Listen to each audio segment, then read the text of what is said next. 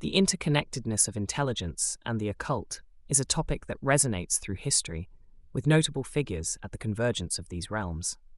A prominent example stems from England's rich tapestry, tracing back to the era of Elizabeth I, where Dr. John Dee, an esteemed astrologer in her court, stands as a pivotal figure intertwining intelligence and esoteric practices.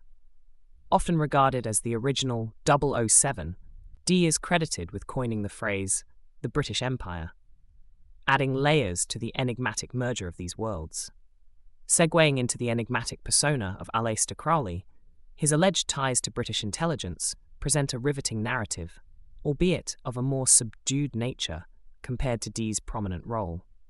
While Crowley's intelligence activities are perceived to have been peripheral, a compelling suggestion persists that he wielded enough influence for his proposed anti-swastika symbol, the V for victory, to find favour with none other than Churchill himself.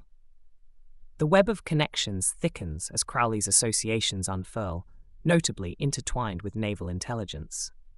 This affiliation assumes heightened significance given Churchill's stewardship as First Lord of the Admiralty during World War I, positioning him as Crowley's immediate superior during the latter's ostensible anti-British posturing in New York. The intricacies deepen further as the narrative shifts gears towards the infamous Laurel Canyon scene, tying naval intelligence to a contrived countercultural milieu associated with the ubiquitous V sign, offering a tantalizing glimpse into the underlying layers of interconnection. Churchill himself emerges as a multifaceted character, shrouded in layers of mystique beyond his political standing. Noteworthy revelations encompass his purported affiliations with Freemasonry, intriguing initiation as a druid, and reputed psychic leanings, credited with averting peril across 3 distinct instances. Indeed, Churchill's roster of enigmatic attributes bears striking semblances to Crowley's enigmatic persona, hinting at a surreptitious alliance born out of shared traits and clandestine endeavours. A riveting revelation positions Crowley at the helm of a divination ritual in 1910, guided by the behest of Commander Marston, projecting a prescient foretelling of wars with Germany and Turkey, prophesying their eventual downfall, an eerily accurate prophecy materializing in the subsequent years. The groundwork laid by Crowley and Churchill in embroiling America in the tumultuous throes of Europe's Great War underscores the strategic maneuvers underpinning their shared orchestration, unveiling a labyrinth of clandestine machinations, underscoring the epoch's political upheaval. The peculiar convergence of Crowley's occult narratives and Churchill's political tapestry delves into high-stakes politicking, trailed by shadowy pursuits culminating in far-reaching consequences.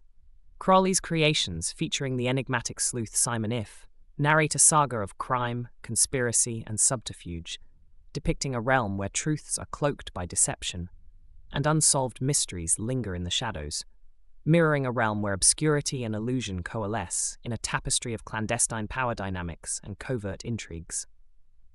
The intriguing narrative continues, culminating in a jaw-dropping denouement where Dr. Nagasaki meets his demise through a harrowingly prescient prelude to the atomic inferno that ultimately unfolds in the closing chapters of World War II. This astonishing feat of precognition, navigating 2 decades ahead of the impending cataclysm, raises profound questions about Aleister Crowley's purported psychic prowess and clandestine insights into the unfolding epochs of global conflict.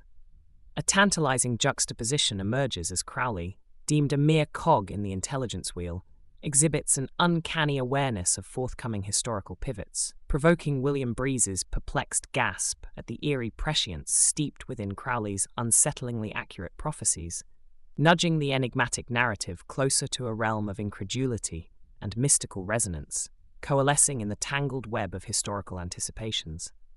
The plot thickens with revelations unfolding within the narrative, where Simon If embarks on a chilling expedition of subterfuge and deception, unraveling a sinisterly woven tapestry of political machinations that ripple across continents, casting shadows of obfuscation and intrigue. A poignant observation resounds as the tenuous dance of facial features unveils an elaborate charade, unmasking a covert aristocrat entwined in a masked dalliance within the New York haunts, nurturing the seeds of enigmatic discord.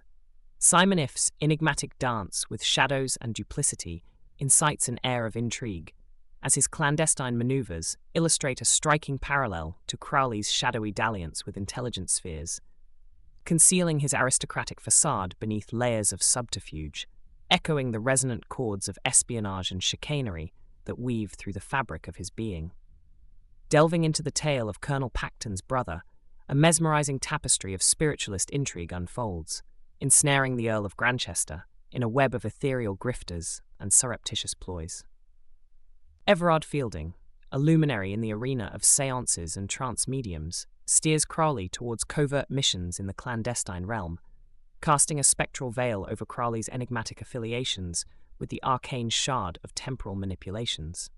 The mirage of identities cascades in a crescendo of duplicity and artifice, as Crowley embodies a phantom guise, ensnaring the unsuspecting grifters within the labyrinthine coils of his machinations. Dancing on the precipice of subterrestrial realms, where the delineations between reality and illusion blur into an enigmatic symphony of espionage and enigma.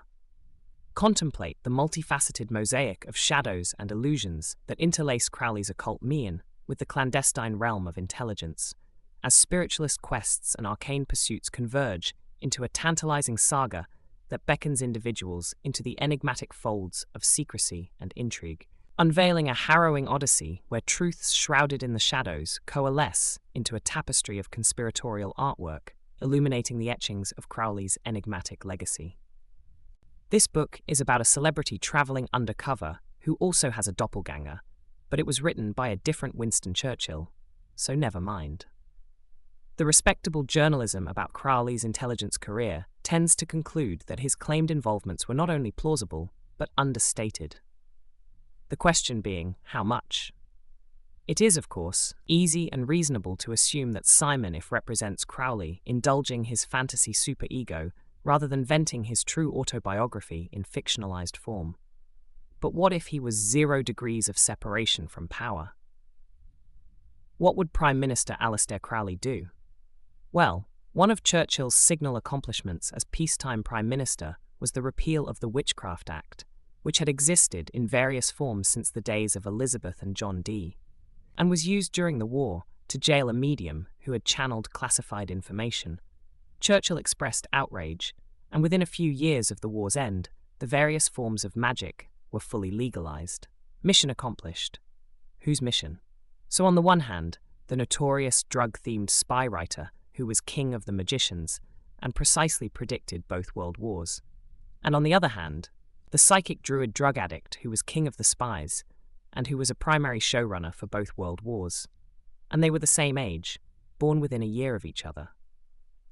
And, oh yeah, last but certainly not least, Crowley liked to dress up as Churchill so much so that this photo exists. I mean, sure, everyone likes to make fun of their boss, but there are no candid photos of Aleister Crowley until he was an old man. All his other pictures are very posed.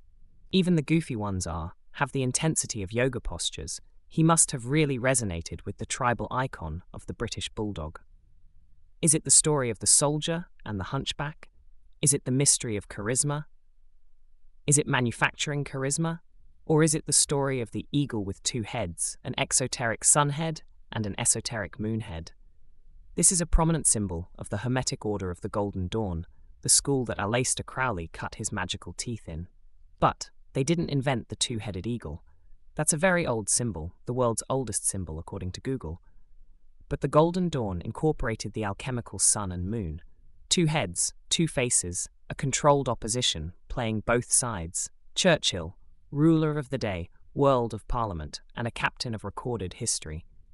And Crowley, lord of the dark rivers, master of the colonial subconscious, synthesizing sorcerous traditions from every corner of the empire.